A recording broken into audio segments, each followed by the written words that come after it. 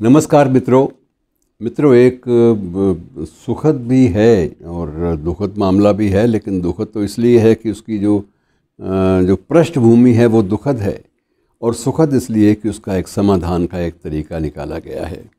लेकिन इस समाधान के जो तरीका निकाला गया है इसके बारे में चर्चा हमारे यहाँ बहुत कम हुई है, जबकि हमारे पड़ोसी देश में जहाँ इस चर्चा से परहेज़ किया जाता है, पाकिस्तान, वहाँ पर इसकी चर्चा जो है वहाँ के इलेक्ट्रॉनिक मीडिया पर और मीडिया के अन्य संसाधनों पर खूब हुई है। विषय ये है कि पाकिस्तान के जितने भी हिंदू मंदिर हैं उसमें अभी भी हज़ारों व्यक्तियों के 80 कलश रखे हुए हैं, हज़ारों।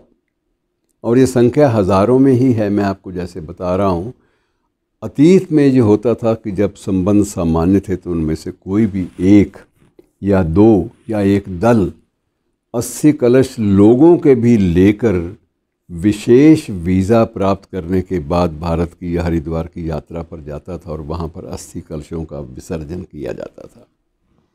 लेकिन इसके बारे में कोई नियम नहीं था कि कब ये होगा, कब संभव होगा, कब 80 कलश जाएंगे। उसका कारण ये था कि बीच में दोनों देशों के बीच में एक स्पॉन्सरशिप पॉलिसी है, और स्पॉन्सरशिप पॉलिसी का मतलब ये है कि अगर आप 80 कलश वहाँ से यहाँ लाना चाहते हैं, या वहाँ का कोई बाशिंदा, वहाँ का कोई हिंदू नागरिक अपने पूर्वजों के 80 कलश लेकर भारत आना चाहता है, तो उसको स्पॉन्सरशिप चाहिए भारत के किसी संस्थान की ओर से।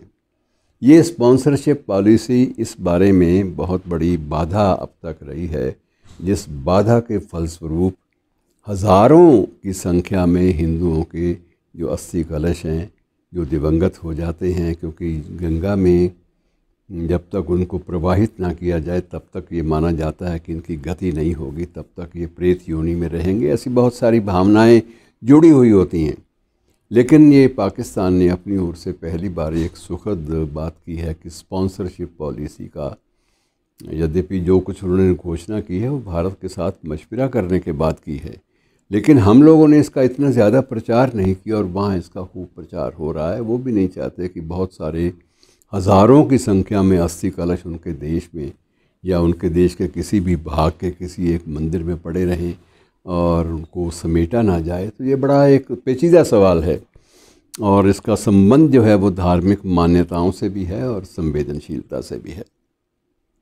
अब इस बारे में थोड़ा सा मैं आपको बता दूं कि कुछ वर्ष पहले मुझे स्वयं भी एक अनुभव हुआ था। वहाँ के एक डॉक्टर हैं जो विशेष रूप से कटास राज क्षेत्र में मिलने भी आए थे यात्रा के मध्य। तो उनका ये कहना था कि ये हर वर्ष मैं एक अभियान चलाता हूँ कि हर वर्ष मैं कुछ 180 कलश लेकर विशेष अनुमति का वीज़ा लेकर मैं जाता हूँ और हरिद्वार जाके सबका जो है वो 80 कलश प्रवाहित करने की जो प्रक्रिया है, वो उनका पिंडदान करना या और जितनी भी प्रक्रियाएं सारी पूरी करता हूँ। और मुझे बड़ा मन को संतोष मिलता है कि मेरे इतने सहधर्मी लोग जो कि मेरे साथ के जो हिंदू परिवारों के लोग हैं जो दिवंगत हो गए, उनकी आत्मा को शांति मिलती है, तो मुझे इससे बड़ा सुख और क्या मिलेगा। और इसी बात को लेकर मित्रों, ये एक संकट है जो पिछले लगभग 75 वर्ष से लगातार जारी है, और इसमें एक युवक ने थोड़ा सा एक पहलकदमी भी की, जिसका जिक्र हमने पहले भी एक बार किसी प्रकरण में आपस में बांटा है। वो कुरुक्षेत्र का एक युवक है, युवा पत्रकार, फ़ोटो पत्रकार है। तो उसने अपनी पत्रकारिता के माध्यम से, अपनी फ़ोटो पत्रकारिता के माध्यम से और अपनी जो यूट्यूब और व्हाट्सएप के माध्यम से उसने एक बीड़ा उठाया कि बहुत सारे लोगों को आपस में, बिछड़े हुए लोगों को आपस में मिलाया गया। उसने एक दो प्रयास किए और एक दो प्रयासों के बाद तो उसके पास झड़ी लग गई। और ये झड़ी लगने का जो पर्पस है, उद्देश्य है, वो सबसे बड़ा ये है कि ये केशव नाम के युवक ने जो किया, और केशव अपने आप को केशव मुल्तानी के नाम से कहलवाना पसंद करता है क्योंकि उसके पूर्वज वहाँ से आए थे। वो खुद तो युवा है, खुद उसने मुल्तान देखा भी नहीं, लेकिन स्वयं को मुल्तानी कहलवाना उसको अच्छा लगता है। और उसके प्रयासों से मित्रों को 370 के आसपास, अब शायद 400 भी हो गए हों, तो इतने परिवार जो हैं जो बिछड़े हुए थे, कहीं भाई बहन से बिछड़ा हुआ था, कहीं बहन भाई से अलग हो गई थी, कहीं सगे भाई अलग हो गए थे, क्योंकि उस वक्त किसी को पता नहीं था विभाजन की विभीषिका के मध्य कि कौन कहाँ जा रहा है। सब लोग बदहवासी के आलम में जीने पर विवश थे, और उस बदहवासी के आलम में जो बिछुड़ गए उनको मिलाने का एक सशक्त प्रयास इस युवक ने किया। कुरुक्षेत्र का ये युवक है। लेकिन इसके अलावा वहाँ पाकिस्तान में भी बहुत सारे लोग ऐसे हैं जो इस बात की बाकायदा इस बात के लिए लालायित रहते हैं कि वहाँ के यूट्यूबर भी हैं, युवा वहाँ के भी, लाहौर के भी यूट्यूबर हैं जो इस बात के लिए लालायित रहते हैं कि जैसे भी हो सके बिछड़ों को मिलाना। ये तो किसी मज़हब में भी मनाही इसकी नहीं है।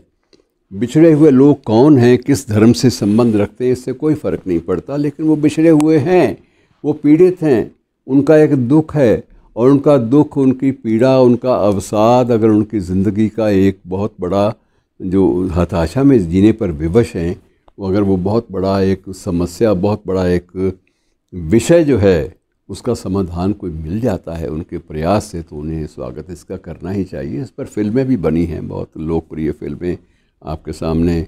अब मैं उनका फ़िल्मों का जिक्र इसलिए नहीं करना चाहता कि वो समझा जाएगा कि शायद प्रचार ही कर रहे हैं, बजरंगी भाईजान वगैरह, और कई ऐसे प्रयास हुए हैं।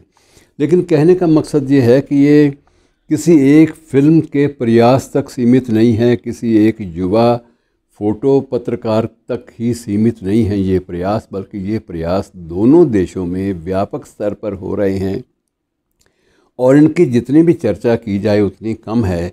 और जब स्पॉन्सरशिप पॉलिसी एक देश ने बाकायदा अपने इलेक्ट्रॉनिक चैनल्स पर यह घोषणा की है कि स्पॉन्सरशिप पॉलिसी हम ख़त्म कर रहे हैं, तो इसका प्रचार यहाँ भी इतना ही होना चाहिए।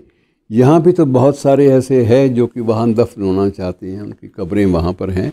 अगर ऐसा कोई समाधान निकलता है जिससे लोगों के दुखों का कोई मुदावा हो सके, उनके दुखों को शांति मिल सके, उन भटकी हुई रूहों को शांति, उनको ये महसूस हो कि जो भटकी हुई रूहें थी, भटकी हुई आत्माएं थी जिनकी गति नहीं हुई, उनको अगर शांति नसीब होती है अपनी मिट्टी से जुड़कर या अपनी पवित्र नदियों से जुड़कर, तो वो हमें बिना किसी व्यवधान के वो उनकी मदद करनी चाहिए। वो एक ऐसे प्रावधान करने ही चाहिए जिन प्रावधानों से ये समस्या जो है बड़ी आसानी से हल हो सकती है।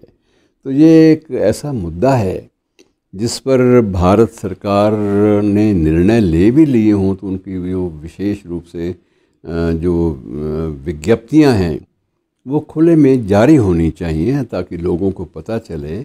और जहाँ जहाँ कोई संकट आता है, स्पॉन्सरशिप का भी आता है या वैसे भी अगर कोई संकट आता है, बहुत सारे लोग आपस में इसी बहाने से मिल जाएंगे, 80 कलशों के बहाने से मिल जाएंगे। तो ये प्रयास किए ही जाने चाहिए। ये एक बड़ा पुण्य का काम है और ये एक सुखद अनुभूति देने वाला कार्य है। शुक्रिया।